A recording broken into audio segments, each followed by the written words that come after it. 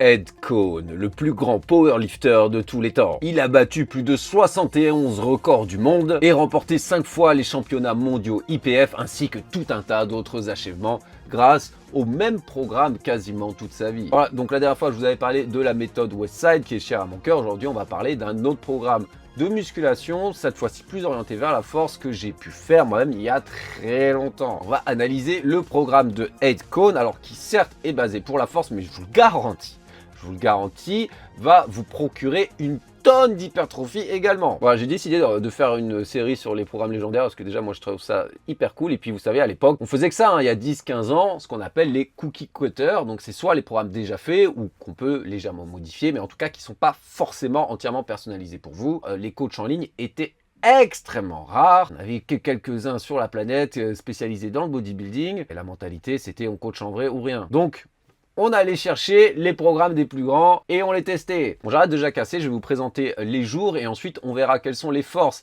les faiblesses de ce programme et comment l'adapter à vous parce que c'est un programme qui est grandement customisable. Alors c'est un programme qui est basé sur 4 jours, ok, à l'américaine. C'est-à-dire que la majorité du travail que vous allez faire, ça va être de l'assistance, du renforcement, du bodybuilding. On a tout d'abord un jour squat. Pour les exercices principaux, on va suivre une progression sur 12 semaines. Chaque cycle va faire 3 mois. Après, vous pouvez prendre un petit deload ou pas et repartir sur un autre cycle si vous voulez ou un autre programme. On va simplement faire 2 séries de l'exercice principal. Donc, les 2 premières semaines, c'est des séries de 10 à 70% environ. Et chaque semaine, on augmente. Puis des séries de 8, de 5, de 3, de 2, de 1. Vous pouvez remarquer d'ailleurs que en 12e semaine, on est à 110% de notre max. L'objectif de ce programme, c'est de battre nos maxi et d'être encore plus fort. Évidemment, c'est un programme de force. Donc déjà, je vous recommande pas de le faire en sèche prononcée. Les pourcentages, c'est quelque chose qu'on faisait beaucoup autrefois, beaucoup moins maintenant. Il y a des avantages et des inconvénients à ça. Ça peut vous forcer à mettre un poids que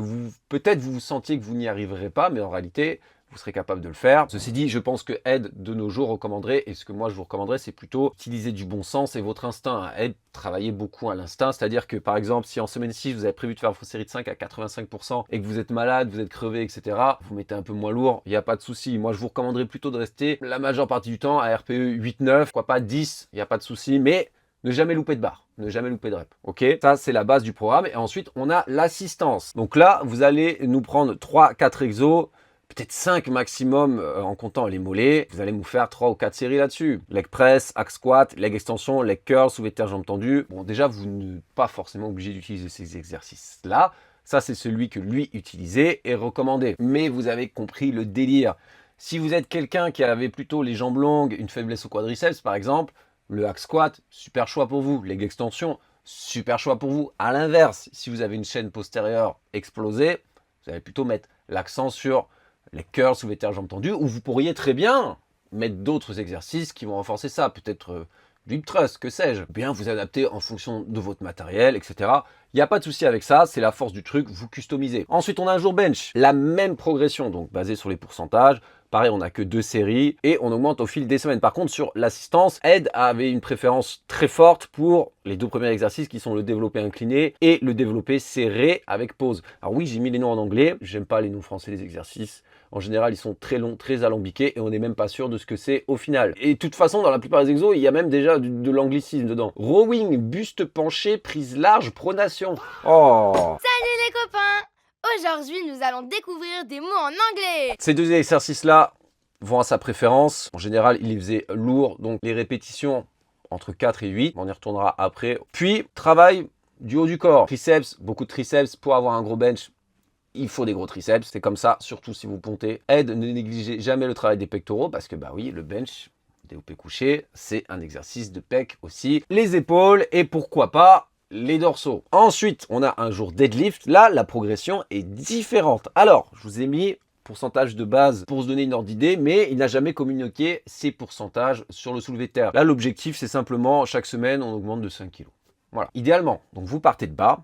70, c'est un exemple. Vous pouvez même partir 60% de votre maxi. Une fois 8, et ensuite, vous voyez que déjà pendant 5 semaines, c'est 2 séries de 5, après une série de 3, 2 et 1. Donc plus bas dans les répétitions qu'aux autres exercices, c'est plus taxant, évidemment. Et l'objectif, ça va être simplement de monter chaque semaine, si possible. Autre particularité, mais vous n'êtes pas obligé de le faire, c'est que Ed, ce qu'il faisait lui, et ce qu'il a pu faire avec certains de ses clients, c'est que, vous voyez, il y a 2 séries à part en première semaine. Et lui, il faisait une série en conventionnel traditionnel et une série en sumo. Donc Ed était très bon dans les deux. Si vous êtes un powerlifter, en particulier si vous faites sumo, moi je pense que c'est une bonne idée de faire ça. Donc ce qu'il faisait, c'est qu'il faisait sa première série en sumo, ensuite il enlevait 10-15 kilos et il faisait sa deuxième série en traditionnel. Très bon choix, mais vous n'êtes pas obligé de le faire. Si vous voulez, vous pouvez tout faire en traditionnel ou tout faire en sumo, il n'y a absolument aucun souci. Puis on a l'assistance, le rowing bar, grand classique. Idéalement, il recommanderait d'avoir un angle, à quel point vous êtes penché en avant, qui est proche de votre angle de départ au soulevé de terre pour avoir le plus de transfert possible sur le soulevé de terre. Soulevé de terre soulevé de terre, jambes tendues. Là, la différence, c'est pas comme un soulevé de terre roumain. Il va toucher le sol à chaque fois, on repart du sol à chaque fois et il faisait exprès d'éloigner un peu la barre de lui. C'est-à-dire d'habitude, on fait un soulevé de terre jambes tendues ou un roumain, on va garder la barre le plus proche possible de soi. D'ailleurs, même j'ai mes tibias qui s'arrachent pour diminuer le bras levé et que ça soit plus simple. Lui, il éloignait un peu, il visait plutôt ses orteils. Ça va rendre l'exercice beaucoup plus dur et augmenter considérablement la tension sur votre colonne. Ça va être un exercice qui va beaucoup plus bosser vos lombaires et vos abdominaux, comparé à si vous le faisiez normalement, qui serait plus sur les ischios et les fessiers. Il le fait comme ça pour avoir un super noyau, un super corps, parce que vous en avez énormément besoin au squat et au soulevé de terre. Si vous savez les vidéos de Ed Cohn chez Mark Bell d'il y a 10 ans, combien de fois je les ai vues? Combien de fois je l'ai vu? Dites-moi si vous voulez que j'analyse son training. Je pense qu'il y a des pépites là-dedans. Ensuite, des tirages classiques, traction, tirage vertical, good morning, side barbell hold, donc c'est-à-dire du travail de grip et d'abdominaux. Moi, si vous aimez par exemple les farmers carry, si vous avez accès à des vraies valises, faites ça. Dernier jour, donc on n'avait que 4 jours, n'est-ce pas? Un deuxième jour bench, mais léger cette fois. Donc on a 2-3 séries de 10, un peu plus hypertrophique, un peu plus de la viande. On travaille le même pattern, mais on met plus léger, c'est plus doux sur les articulations. Et ensuite de l'assistance,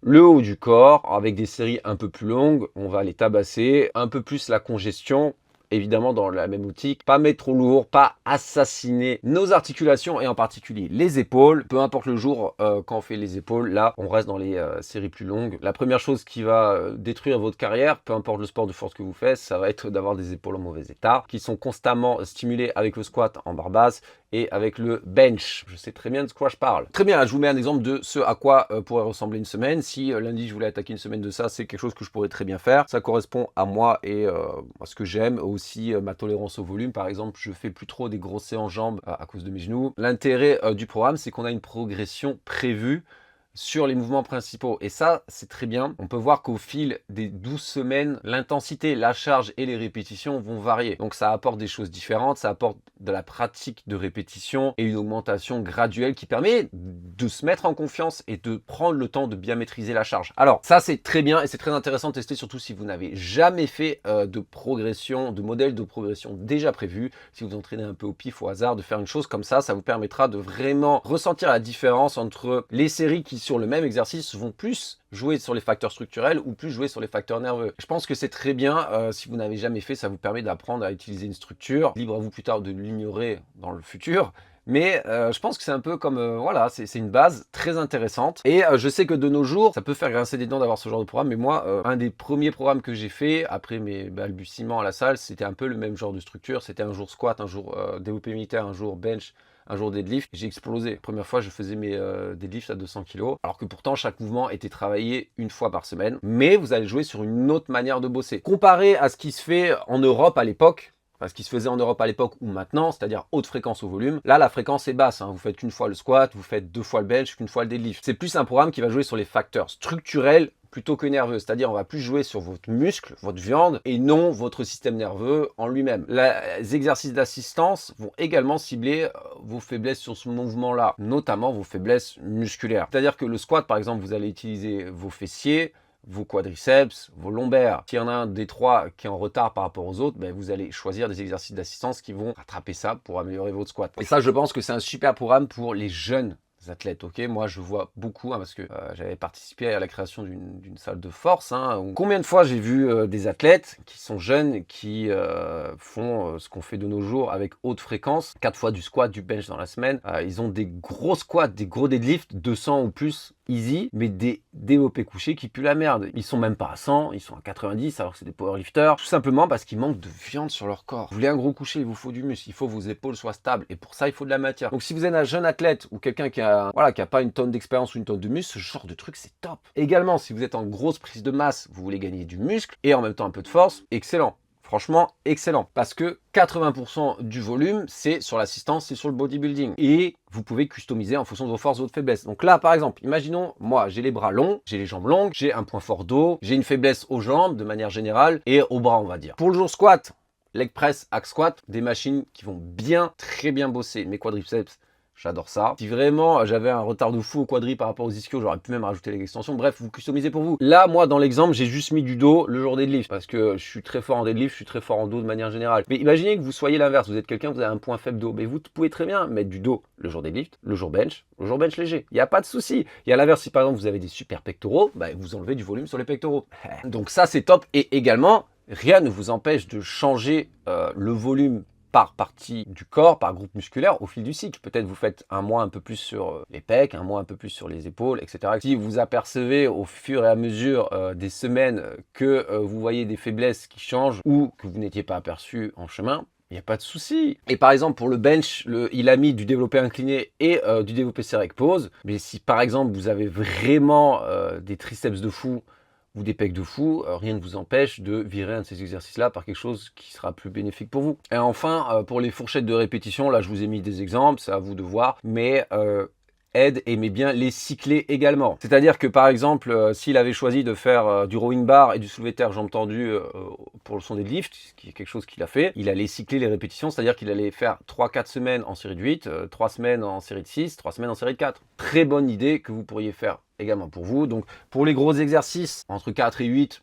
voire 10 répétitions, voilà, on reste un peu plus lourd. Et sur tout ce qui est isolation, les épaules, etc., n'hésitez pas à monter les répétitions parce que voilà, comme je vous le disais encore une fois, vous mettez déjà super lourd au bench, vos épaules prennent déjà tarif. Dans une optique de longévité, moi je vous conseillerais déjà de varier les fourchettes de répétition et même pour procurer un stimulus différent pour l'hypertrophie. Ça va pas être tout à fait pareil, je vous assure, si vous faites des séries de 5 et puis après des séries de 20. Et je pense que vous pourriez bien bénéficier justement d'avoir une certaine variation au fil de la séance du nombre de répétitions. C'est à vous de juger qui sera le mieux pour vous, surtout si vous avez de l'expérience. Si vous réagissez mieux aux séries longues, aux séries courtes, en fonction de, par exemple, soit vos blessures ou bien de votre résistance à la fatigue, il n'y a absolument aucun souci. Il faut que ça marche pour vous. Moi, je pense que c'est un bon programme. C'était le bon vieux temps, n'est-ce pas, dans ma vieille salle familiale. Mais je pense, encore une fois, que si vous êtes un athlète qui est plus jeune ou si vous voulez vraiment mettre l'accent sur l'hypertrophie, tout en gagnant de la force, parce que là, quand vous allez taper des séries de 3 bien lourdes, etc., vous inquiétez pas, vous allez bien prendre en force. Je pense que c'est un excellent programme pour ça. Et honnêtement, je pense que si vous n'avez jamais fait un programme un peu plus bodybuilding, qui se rapproche plus du bro split, moins de fréquence mais plus de volume, essayez une fois dans votre vie. Ça a des bénéfices. Ça a clairement des bénéfices. Voilà, je pense que j'ai déjà assez déblatéré sur ce programme. Dites-moi s'il y en a d'autres que vous voulez que je couvre, que ce soit de légendes de la muscu ou des programmes qu'on voit souvent circuler, ça sera avec grand plaisir. Et s'il y en a, je sais pas, je jette un peu dans la mer, qui ont déjà essayé ce programme old school. Voilà, si vous avez aimé la vidéo, n'oubliez pas de la liker, ça vous fera dépenser une calorie. Si vous avez un coaching personnalisé, performance.fr ou directement sur mes réseaux. Complément français, Broadway, code All10. Et en attendant, je vous dis à la prochaine. Moi, aujourd'hui, je vais faire du deadlift.